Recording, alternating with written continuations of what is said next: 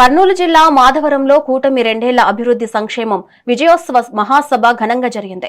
YCP విధ్వంస పాలనను వీడి రాష్ట్ర అభివృద్ధి వైపు దూసుకుపోతుందని మంత్రాలయం టీడీపీ ఇన్ఛార్జ్ రాఘవేందర్ రెడ్డి అన్నారు. నియోజకవర్గంలో ఈ రెండేళ్లలోనే 200 కోట్లకు పైగా అభివృద్ధి పనులు చేశామని, మంత్రాలయాన్ని ఆదర్శంగా తీర్చిదిద్దుతామని ప్రకటించారు.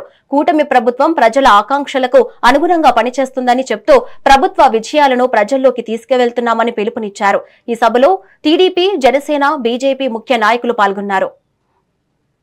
ముఖ్యంగా చెప్పాలంటే ఈ గొడ్డలి పార్టీకి, సైకో పార్టీకి ఇంకా సైకో సెగలు పోలేదని చెప్పి తెలియజేస్తున్నా.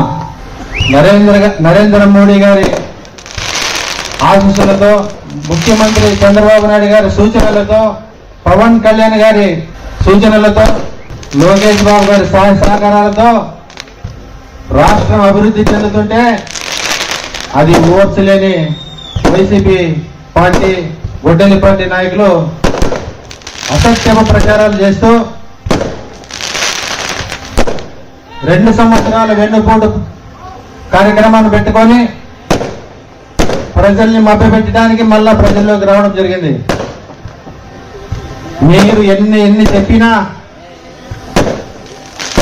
ఒక్క తెలుగుదేశం పార్టీ కార్యకర్తే కాదు, మీ వైసీపీ కార్యకర్తలు కూడా మీరు చెప్పే మాటలు నమ్మే పరిస్థితుల్లో లేరని చెప్పి ఈ సభాముఖంగా తెలియజేసుకుంటున్నా.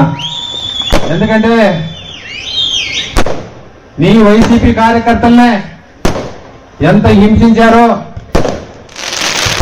ఆ బాధ పడలేకనే మిమ్మల్ని 11 సీట్లకు పరిమితం చేసింది కూడా మీ వైసీపీ కార్యకర్తలే అని చెప్పి అది గుర్తుపెట్టుకోని చెప్పి తెలియజేసుకుంటున్నా.